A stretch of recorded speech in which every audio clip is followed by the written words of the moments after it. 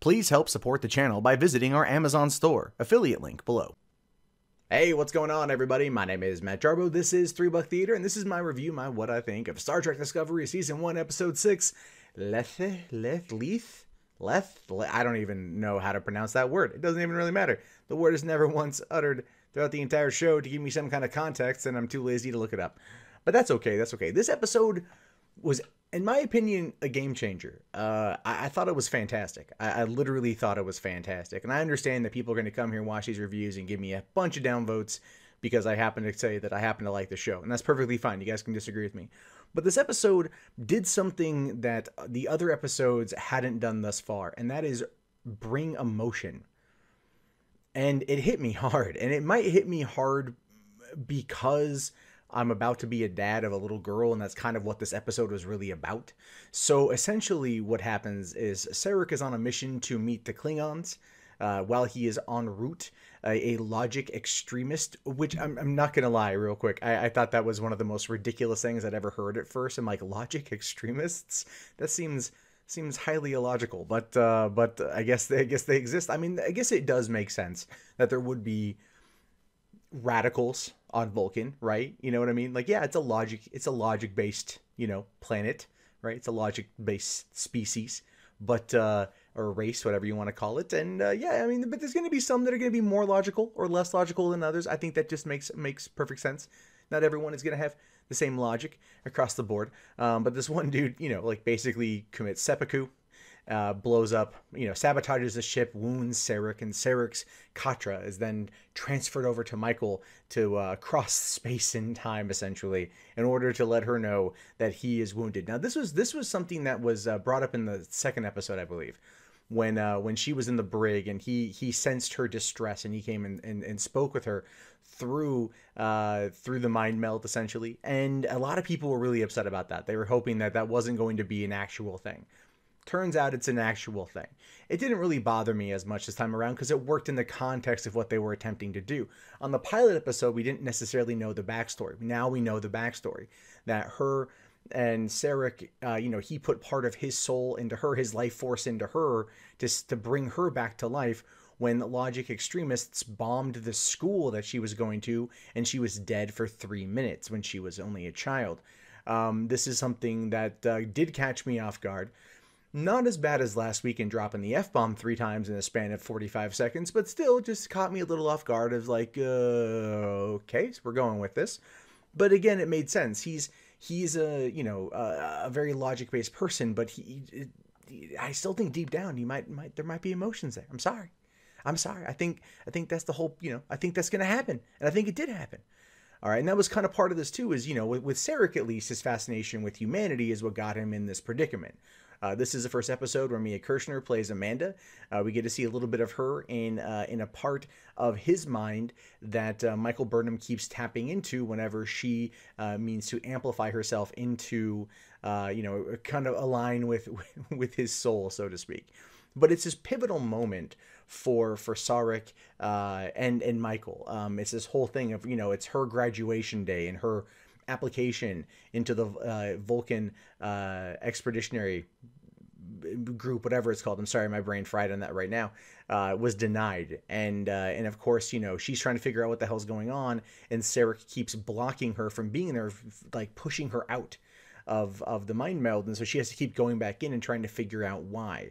And it's when they're on, they're in the nebula where he is at, and they're racing against time trying to find him in order to get him on the shuttle and then get him to safety, is when Ash, who we met last episode, the guy who was banging the Klingon captain, he says, maybe this is something about his regret, something he doesn't want you to see because it's something he feels bad about.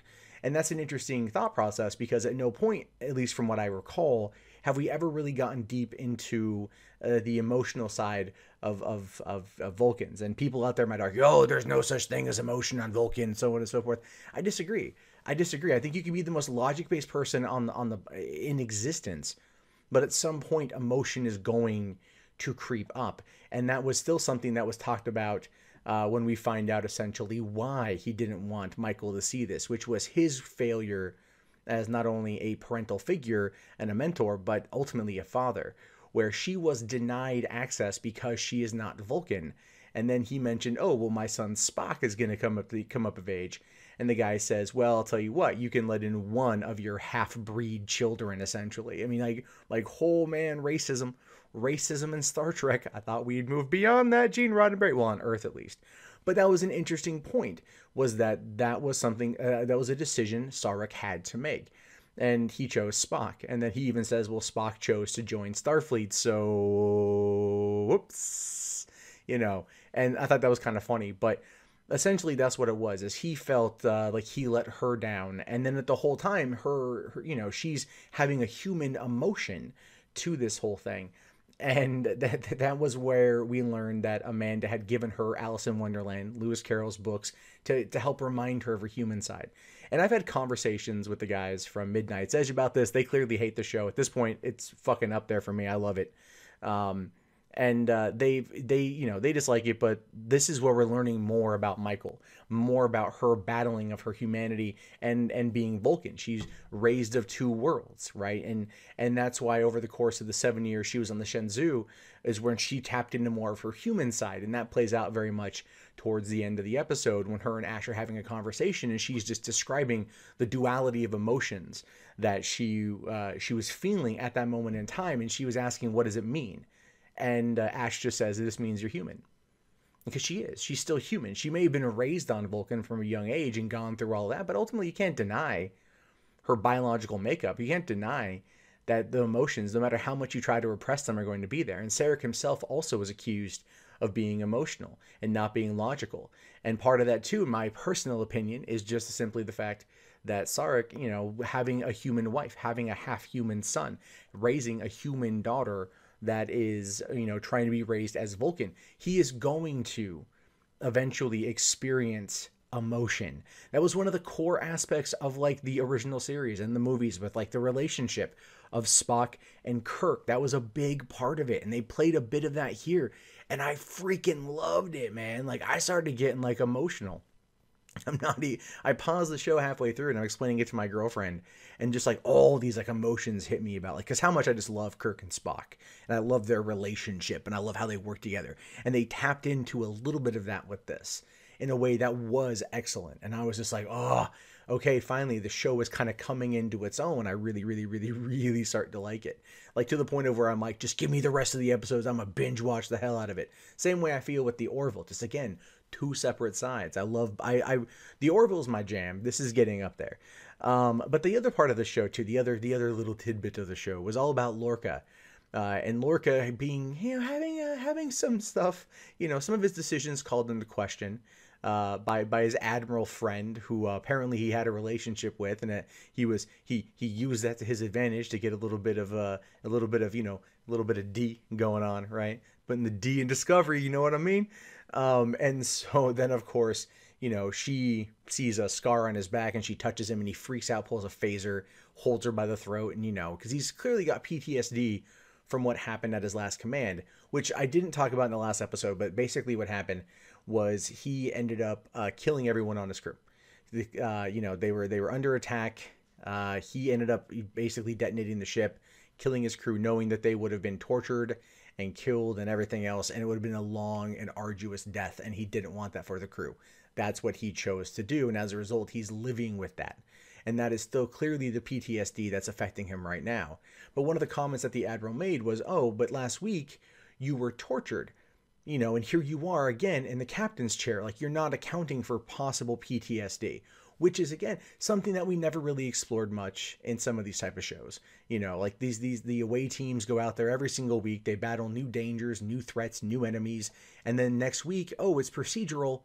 We start over again. So those never have a long-lasting effect. But that was also, again, one of the core tenets of Star Trek Discovery, was that this is not serial. This is not procedural. This is serial. Decisions will have consequences that might come down the road.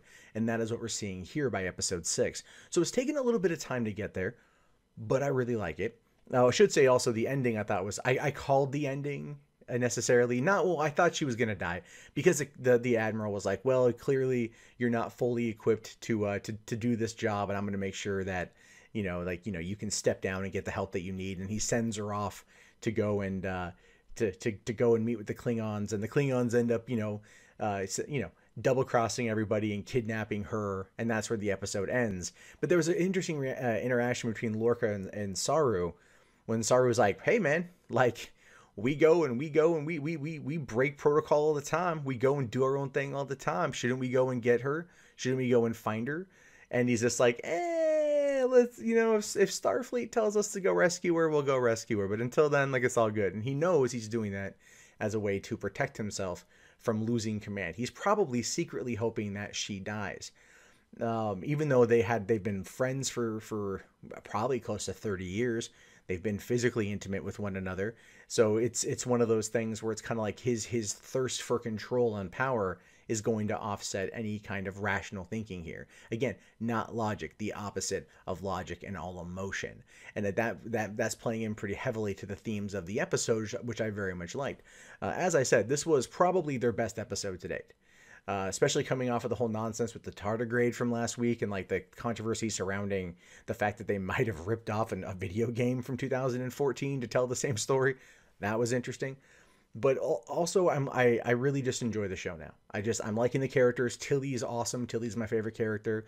I love that they're making her like the moral support, the best friend, that she's trying to grow, and that Michael's trying to grow alongside her and teach her. And then there's also like now going to be the potential love interest with Ash, who I do think is a good character. However, I still want him to explain how he gave the D to a Klingon captain, because they have like 6 extra organs. So, that's an anatomy lesson I think I don't know if I want, but at the same time, morbidly curious. But anyway, again, solid episode. Looking forward to next week, when it looks like they're going to be doing some kind of time loop thing. I have no freaking idea. I saw the trailer for it. But what do you guys think? Let me know in the comments below. My name is, of course, Matt Jarbo. This has been 3 Buck Theater. I will talk to you guys later. Have yourself a great day. And if you like the video, thumbs it up. If you're new here, hit that subscribe. I post reviews for every episode. And I'm sure the comments will be a lot of fun, so let's jump into that. I'll see you guys later. Have a good one. Peace out.